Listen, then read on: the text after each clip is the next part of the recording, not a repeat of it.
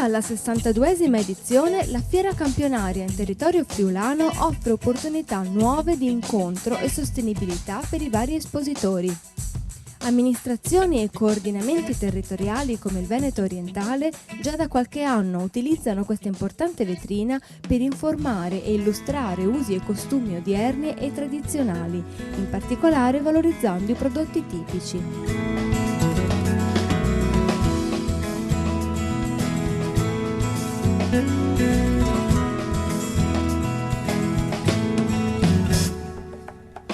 Modelli altrettanto validi di aggregazione territoriale vengono forniti dallo stand di alcuni comuni del Friuli occidentale, come ci ha descritto l'assessore Marina Lucconia. Siamo qui presenti in questa bellissima fiera campionaria con l'associazione intercomunale, con i comuni di Brugnera, Caneva, Fontanafredda e Sacile, e il motivo trainante di questa nostra presenza è pubblicizzare i nostri servizi per il territorio, in particolare lo sportello unico.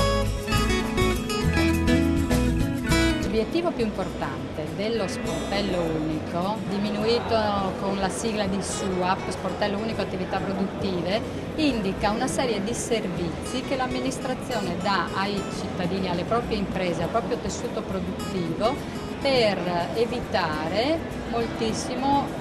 la burocratizzazione di quelli che sono gli impegni, gli oneri che ha un'impresa, un'azienda quando vuole aprire qualcosa sul territorio. Lo sportello unico semplifica enormemente tutte queste procedure, nel senso che con un unico interlocutore, in questo caso lo sportello unico, l'azienda o il commerciante o chi per esso troverà tutte le risposte a quelle che sono le sue problematiche, e questo semplifica i costi, i tempi e anche forse semplifica proprio e aiuta il rapporto che hanno i cittadini, le imprese con l'amministrazione pubblica.